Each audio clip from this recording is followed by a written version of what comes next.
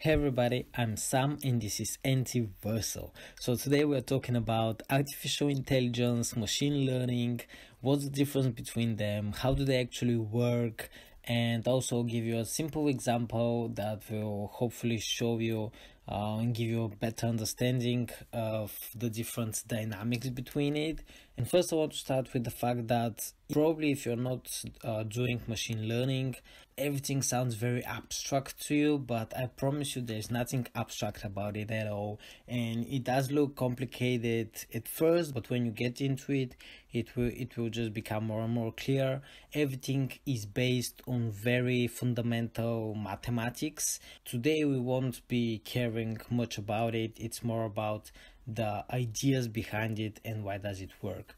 So first of all, artificial intelligence and machine learning too are big buzzwords, right? Everybody are using them everywhere, but what do they really mean and what's the difference?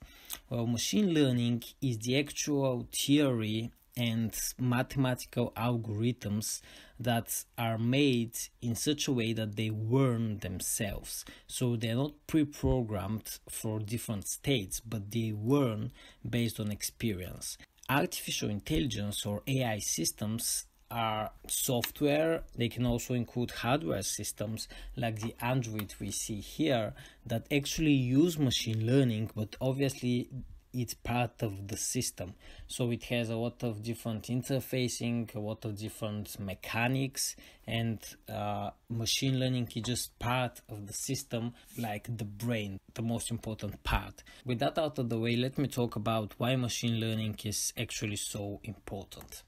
Well, as you can see, with most of the software that we used in the past, and most of the software we still use, it's based on pre-programmed states, right? So let's imagine that every program has a lot of different states that's in it, and based on its input, it could be your mouse, it could be your keyboard, or based on its internal some kind of results and calculations, it has pre-programmed transition to different states. So all the states are pre-programmed, and based on inputs and outputs, the program itself knows where it has to go. But obviously the problem with that is that if there are too much inputs and too much different variables, it becomes practically impossible to program in all possible combinations and then obviously the states about them. So that's where machine learning comes in. The idea behind it is that we don't program the software beforehand. So if we say we wanted to calculate 3 plus 4, we don't say it's 7, right? So we give it a different kind of calculations, and then based on that training and previous experience, it can tell, okay, now it's 7. And obviously in the beginning, machine learning systems are much worse than their pre-programmed counterparts, right? But the idea is with training and in time, there are actual possibilities to be much better, with much better performance, and obviously doing much more complicated tasks. So why does machine learning and artificial systems become so popular all of a sudden? Well, the truth is that they need, especially for training, very big computational power. So only in the last decade, and especially in the last years, it's actually become feasible, and the computing power has become cheap enough so we can actually, and powerful enough so we can actually use it in practical ways. So to let me just summarize that in a bit, why do we really need machine learning? Well, if we have some kind of program with states, for example, your remote control, that if you click that button, your TV needs to turn on. But if we have a problem like, let me classify an image, right?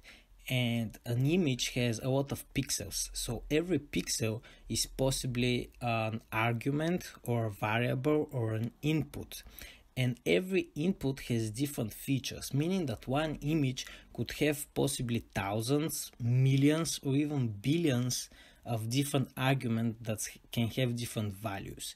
And then we take into consideration that there are thousands or millions different images, right? And even if we take two photos of the same thing, they won't be the same.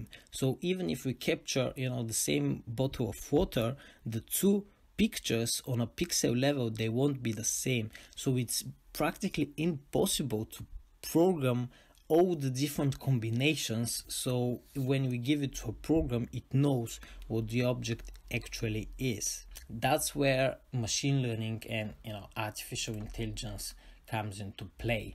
So what's the idea behind it? Well, as we can see on all the different pictures, there is a brain. That's basically the idea, because the most advanced AI systems use machine learning called neural networks. The neural networks try to mimic the way we ourselves learn and classify things. That's why they're really good in image classification, in sound classification, and also in some kind of input classification. That's what we use for face detection in your smartphone, or Google for its input of search, right? So if we take into example our vision, right? So we don't really think about, okay, how do I actually recognize what's in front of me? For example, you're looking at a bottle of water. How do you know that the bottle of water is actually a bottle of water, right?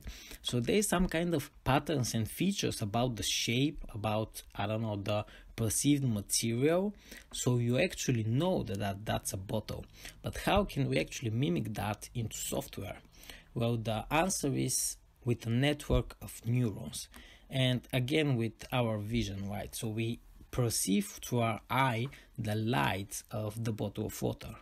Then in the back of our eyes, the light is transformed into bioelectricity signals, which are transported to our brain through neurons. So you can look at neurons, all these little dots here, as some kind of filters. Input goes into the neuron and then comes out, and what comes out is a little bit changed through the filter into the neuron. So the idea is we get rid of the unmeaningful information that we don't think actually help us understand what we see, and we enhance and keep the meaningful information, or those features and patterns that we believe actually tell us what's in front of us. And then the idea is, by the time that the inputs have come into our brain, the information is changed in such a way that we have harnessed the meaningful patterns and features, and then our brain looks into its database and says, oh, these features have a label of bottle of water, for example, right? So we are seeing bottle of water, and tada, we have it. So the idea is we don't actually reprogram it, but through some kind of changes, we try to get the meaningful information we need. I hope you enjoyed this video and learned something interesting. Ask me any questions and stay tuned to NC Versal.